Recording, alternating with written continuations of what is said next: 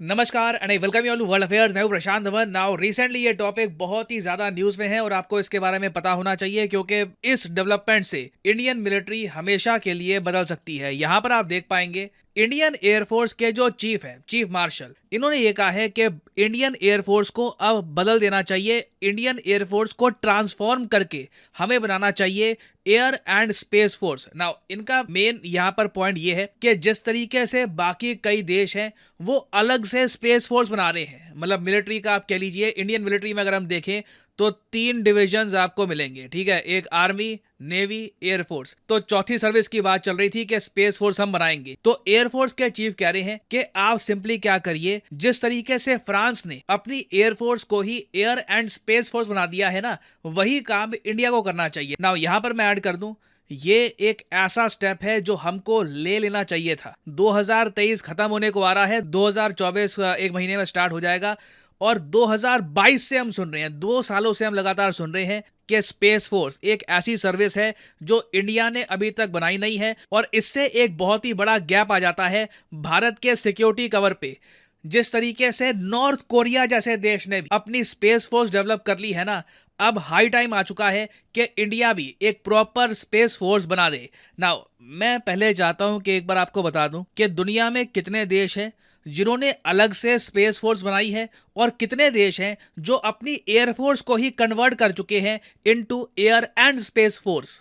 Now अगर हम बात करें उन कंट्रीज की जिनके पास एक इंडिपेंडेंट स्पेस फोर्स है, मतलब कि एक अलग से इनकी ब्रांच है और सिर्फ उसका नाम है कि जी ये स्पेस फोर्स है इस कंट्री की, तो यहाँ पे सिर्फ आपको 2 देश मिलेंगे, चाइना और यूनाइटेड स्टेट्स ऑफ अमेरिका। वेराज अगर हम उन कंट्रीज को देखें जिनकी एयरफोर्स है और साथ ही साथ इन्होंने अपनी एयरफोर्स को एक्सपैंड करके स्पेस फोर्स भी उसी के अंडर बना दी है, तो यहाँ पे आपको दिखेंगे ये सब देश, France, Colombia, Iran, North Korea. जी हाँ, ईरान, नॉर्थ कोरिया दोनों FATF ब्लैक लिस्टेड कंट्रीज, ये हमसे आगे निकल गए हैं एयरफोर्स बनाने के मामले में। ऑल्दो यहाँ पे आप कह सकते हैं इनकी कैपेबिलिटीज उतनी नहीं है जितनी इंडिया की है, बट स्टिल इन्होंने स्ट्रक्चर फॉर्म कर दिया है। उसके अलावा रशिया, जी हाँ, रशिया की भी खुद की अलग से स्पेस फोर्स नहीं है, इन्होंने भी अपनी एयरफोर्स में ही जो स्पेस फोर्स की कैपेबिलिटीज है ये ऐड कर दी है। अब यहाँ पे आपका एक बहुत ही बेसिक क्वेश्चन आना चाहिए, वो ये है, अच्छा तो भारत के जो स्पेस वेपन्स हैं वो किसके अंडर आते हैं अभी के लिए, as of now?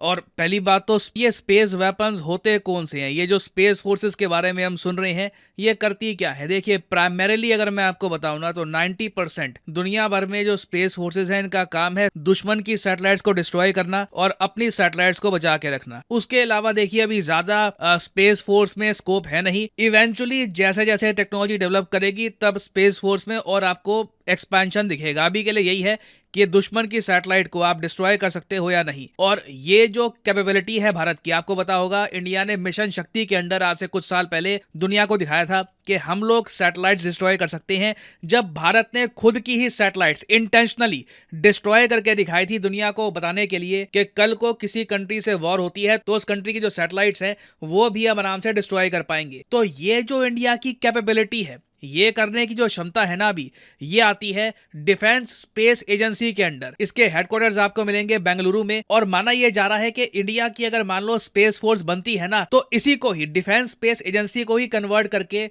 Indian space force बनाई जाएगी ना। और यहीं पर भारतीय वायुसेना ये कह रही है कि अलग से स्पेस फोर्स मत बनाओ, भारतीय वायुसेना के अंडर ही स्पेस फोर्स का जो विभाग है इसको ऐड कर दो। अब यहाँ पे आप कहेंगे दोनों में फर्क क्या है? ये जो मैंने आपको लिस्ट दिखाई है कि कुछ कंट्रीज हैं जो स्पेस फोर्स अलग से बनाकर बैठी हैं, कुछ कंट्रीज हैं जो अपनी एयर फोर्स में ही बना लेती हैं स्पेस फोर्स। दोनों में फर्क क्या है? देखो फर्क है ऑपरेशनल कैपेबिलिटी का। अगर हम चाइना और USA की एयर फोर्स देखें तो दोनों की एयर फोर्स जाइनॉर्मस है, ह्यूज है। नंबर्स के मामले में अगर हम बात करें तो इंडियन एयरफोर्स चाइना की एयरफोर्स में ह्यूज डिफरेंस है। चाइना के पास ज्यादा एयरक्राफ्ट्स हैं, ज्यादा ओवरऑल फाइटर जेट्स हैं। यूएस चाइना ने ये डिसाइड किया कि सिंस हमारी एयरफोर्स ऑलरेडी इतनी बड़ी है, चलो स्पेस फोर्स के लिए एक अलग से ब्रांच क्रिएट कर देते हैं। तो ये रैशनल है। आप कह लीजिए बाकी जो कंट्रीज हैं उनकी एयरफोर्स इतनी बड़ी नहीं है कि उसमें आप स्पेस फोर्स को शामिल ना कर पाओ, तो इंटर ऑपरेबिलिटी आराम से आप मैनेज कर लेते हो। तो ये मेन आइडिया है। नाउ अगेन भारत को ये डिसाइड करना पड़ेगा कि क्या हम फ्रांस के रास्ते जाएंगे या फिर यूएस चाइना के रास्ते जाएंगे। अगर हमारी एयर एयरफोर्स का भी बड़ा विस्तार अभी होना है। हम बड़े स्केल पर अभी अपनी एयरफोर्स को एक्सपैंड करने वाले हैं। तब एक बार को सेंस बनती है कि जो यूएस चाइना ने किया है कि एक अलग से स्पेस फोर्स बना दो, वो भारत को करना चाहिए। और मैं यहाँ पे एक्चुअली आपसे जानना चाहूंगा आपका ओपिनियन। आपके हिसाब से भारत को एक अलग से स्पेस फोर्स बनानी चाहिए, या फिर आप मानते हैं कि नहीं, एयरफोर्स को ही कन्वर्ट कर देना चाहिए इनटू ए स्पेस फोर्स? लिखेगा इसके बारे में वैसे कमेंट सेक्शन में। और हाँ, आप लोगों में से अगर कुछ लोगों का ये क्वेश्चन है कि हम लोग इतनी देर क्यों लगा रहे हैं एक स्पेस फोर्स को बनाने में, ये हम जो एक गैप आप कह लीजिए सिक्योरिटी में हमारा गैप आ गया आज के समय, दुनिया के कई देश आगे निकल चुके हैं इस मामले में, हम इतना स्लो क्यों है? देखो, पहली बात तो जब हमारी स्पेस फोर्स बनेगी ना, तो हमें उसमें इनिशियली बहुत सारा पैसा खर्चना होगा, तो एक अलग से बजट में आपको अलॉटमेंट करनी होगी, डिफेंस बजट ऑल टुगेदर अपने आप को बढ़ाना होगा। एग्जाम्पल के लिए अगर मैं आपको बताऊं, तो जो यूएसए की स्पेस फोर्स है, बताया ये जा रहा है कि 2024 में इनका जो टोटल बजट है ये $30 बिलियन हिट कर जाएगा। $30 बिलियन।